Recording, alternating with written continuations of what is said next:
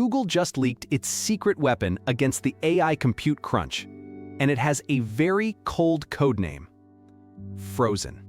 According to the information, Google is building a new chip called Frozen V2, designed to run its Gemini models way more. The wild part?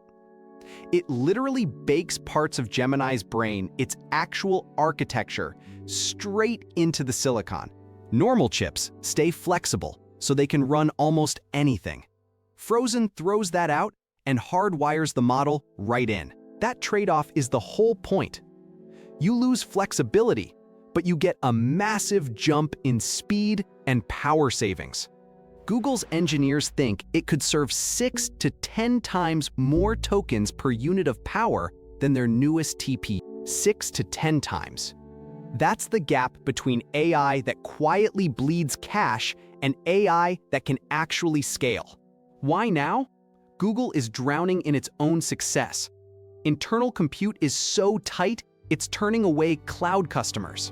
Frozen is basically Google trying to squeeze way more Gemini out of every single watt it already has. There's a catch, though. Freezing a model into hardware only works while Gemini keeps roughly the same architecture. Change the design too much, and that expensive custom chip suddenly becomes a very fancy paperweight. So Google is treating Frozen V2 as a trial run, a smaller, specialized branch off its main TPU line. The deployment target is 2028, so you won't feel any of this the next time you open Gemini tomorrow. But if it works, it's a signal. The AI race is shifting from just bigger models to smarter silicon.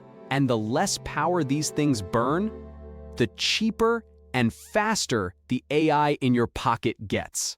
We'll watch whether Frozen thaws into anything real. If custom silicon is your thing, tap subscribe.